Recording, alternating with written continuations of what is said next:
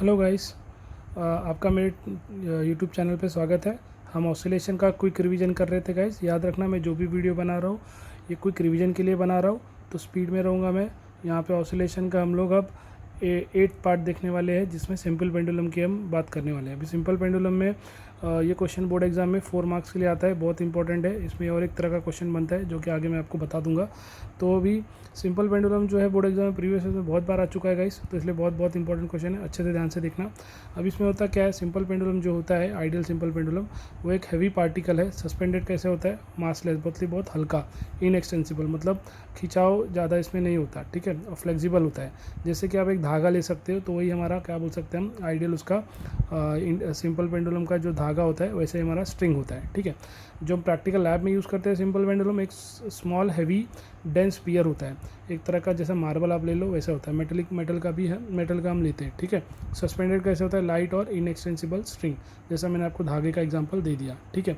तो उनके बीच ये क्या होता है, जो distance between the point of suspension of gravity of the bob of oscillation is called the length of pendulum. जैसे कि हम लोग, ये मेरा सिंपल पेंडुलम, ये धागा हो गया मेरा, अटैच हो गया, तो ये यहाँ से यहाँ तक, ठीक है, ये जो बॉब, तो ये यहाँ से ये डिस्टेंस से लेके, और ये जहाँ से अटैच है यहाँ से यहाँ तक का डिस्टेंस हमारा होता है लेंथ ऑफ दी, हम लोग मास लेंथ ऑफ क्या बोल सकते हैं उसको, पेंडुलम, ठीक है।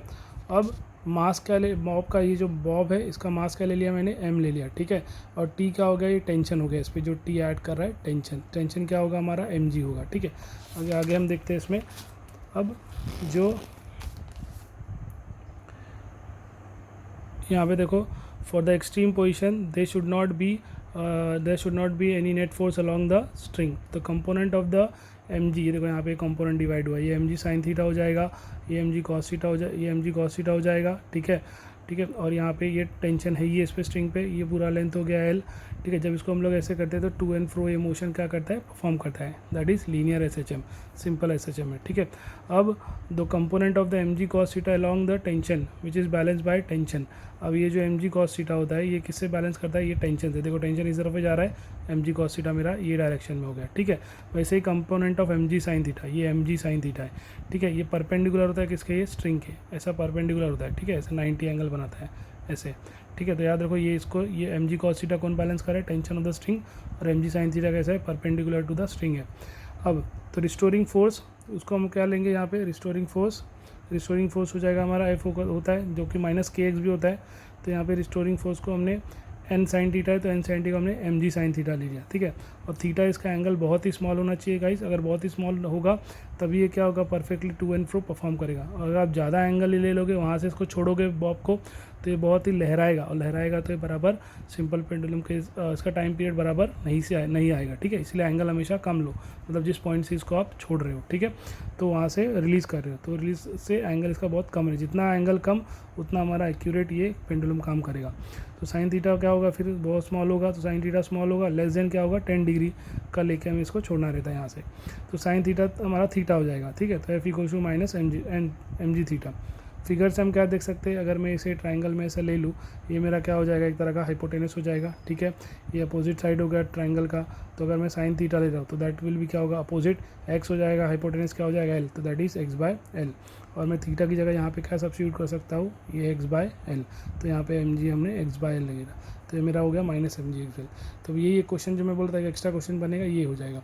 Hence the bob of simple pendulum क्या होगा, परफॉर्म्स लीनियर SHM, क्योंकि mg और l ये क्या है, कांस्टेंट है, mg और l क्या हो गया, कांस्टेंट हो गया, तो फोर्स किसके डायरेक्टली प्रोपोर्शनल है, डिस्प्लेसमेंट के, ठीक है।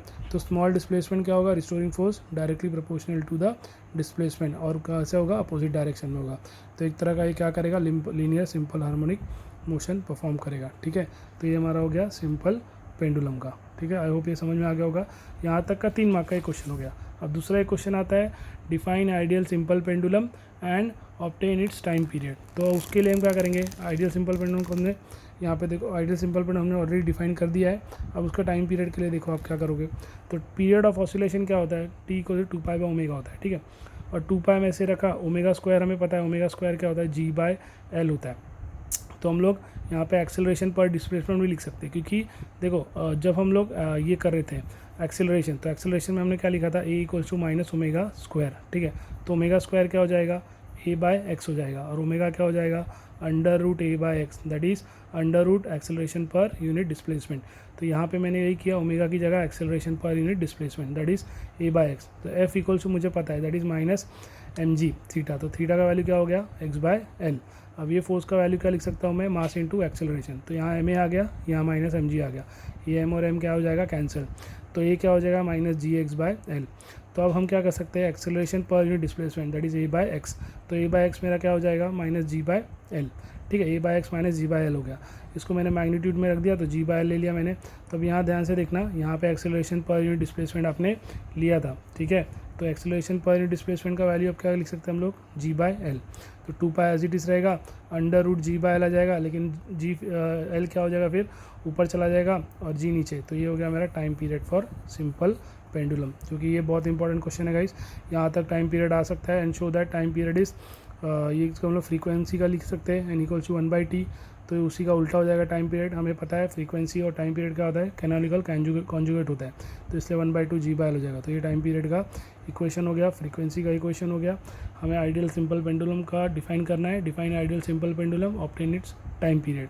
तो ये क्वेश्चन 4 मार्क के लिए। वैसे ही define ideal simple pendulum and show that bob of simple pendulum perform SHM, जो भी हम पहले देखा था, वो कितने मार्क का, 3 मार्क का। तो या तो 3 मार्क का या तो 4 मार्क का ऐसे क्वेश्चन बना के ज़रूर पूछेंगे।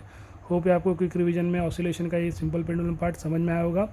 मोर वीडियोज़ के लिए देखते रहिए। Thank you.